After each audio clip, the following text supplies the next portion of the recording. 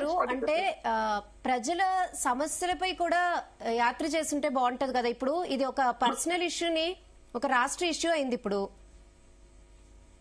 తిట్టుకున్నారు. గుంటూరులో మిర్చి రైతుల దగ్గరికి వెళ్ళింది ప్రజల సమస్య కదా. అదే విధంగా అక్కడ పొగాకు పోటీకి వెళ్ళింది దర్శి దగ్గర, అది కూడా ప్రకాశం జిల్లాలో, అది ప్రజా సమస్య కదా. మామిడిపాళ్యం మామిడి రైతులు బంగారుపాళ్యం చిత్తూరు, అది ప్రజా సమస్య కదా. సో ఎక్కడ జగన్ ప్రజా సమస్య మీద లేదు, ప్రతి ప్రజా సమస్య మీద అడ్రస్ చేస్తుంది. మెడికల్ కాలేజీలు ప్రైవేటీకరణ కావచ్చు, మిగిలిన అంశాలు కావచ్చు. సో ఈ రోజు ఇది మా నాయకులు జరిగినటువంటి ఇబ్బంది.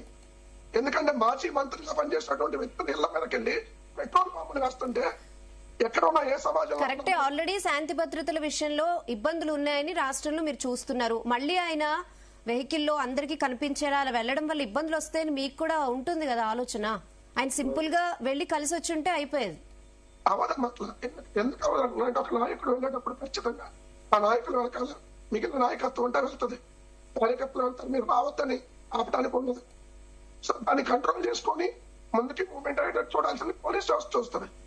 అంతే తప్ప ఎక్కడ కూడా రాకూడదు, మీరు ఒక్కలే వెళ్ళాలి, ఇదేం రూలు అంటే చంద్రబాబు నాయుడు గారు వెళ్ళేవో ఒక 50 కోట్లు 100 కోట్లు పెట్టి బహిరంగ పెట్టుకోవచ్చు, 3 లక్షల మంది గ్యాదర్ చేసి ప్రభుత్వ డబ్బులతో. మేము సొంతంగా అభిమానంగా వచ్చామని మీరు ఆపాలంటే అది ఎట్లా కుదిరిద్ది? అది కుదరదు కదా. జగన్ గారు ఇప్పుడు మీరోనైనా వెళ్తే రాపోవచ్చు, జగన్ గారు వెళ్తే వస్తారు కదా. ఆబ్వియస్లీ జగన్ గారు ఎయిర్పోర్ట్ వస్తుంటేనే వేలాదిగా జనాలు వస్తారు, ఆయనకి నన్ను పెళ్లికి వెళ్తుంగా వస్తారు చూస్తానికి. అలాంటిది మా నాయకుల మీద జరిగినటువంటి దాడికి సంబంధించి వాళ్ళకి పరామర్శకు వెళ్తుంటే ఎందుకు రారు? ఖచ్చితంగా వస్తారు, ఇంకా కూడా వస్తారు. దాన్ని పోలీస్ వ్యవస్థ అక్కడ ఏ పనులు జరపడం చూడాల్సిన బాధ్యత వాళ్ళు తీసుకోవాలి. ఇది వాళ్ళు గమనించాల్సినటువంటి అంశం.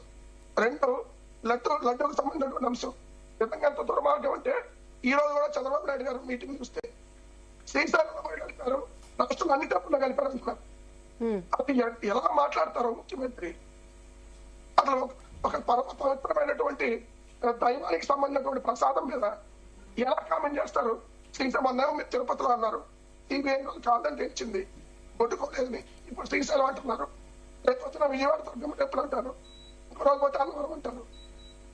ఎవరు ఈ రోజు రెచ్చగొట్టేటట్టు కదా, లేదంటే ఈ రాష్ట్రంలో అశాంతి కలిగి చేసేటట్టు మీ దాంట్లో కనపడుతున్న ఫ్లెక్స్లు పెట్టారు, ఎలా పెడతారు? రెచ్చగొట్టం కదా అది. అక్కడ సిబిఐ ఇచ్చిన సిట్ లో కనీసం జగన్ గారి పేరు కానీ, సుబ్బారెడ్డి గారి పేరు కానీ, లేదంటే మీ నాన్న కరుణాకర్ రెడ్డి గారి పేరు కానీ అక్కడ ఒక సింగిల్ లైన్ అక్కడ ఉందా? ఎలా వాళ్ళు ఓటింగ్ లో పెట్టారు కల్తీ అని? ఒక ఆంధ్రజ్యోతిలోనే ఈనాడులో వచ్చిన హెడ్డింగ్ పట్టుకొని ఇది దీని వల్ల కదా జరిగింది అసలు గొడవ. సో దీనికి సమాధానం తీసుకోవాలి. ఇప్పటికైనా జంతువులకు కల్తీ అయ్యి ఇలాంటి మాటలు మాట్లాడకుండా దేవుడు మీకు మంచి ప్రసాదించాలని చెప్పి కోరుకుంటా ఉన్నా. ఓకే లింగారెడ్డి గారు, మీరు భద్రత కల్పించుంటే ఈ పరిస్థితి వచ్చి ఉండేది కదా.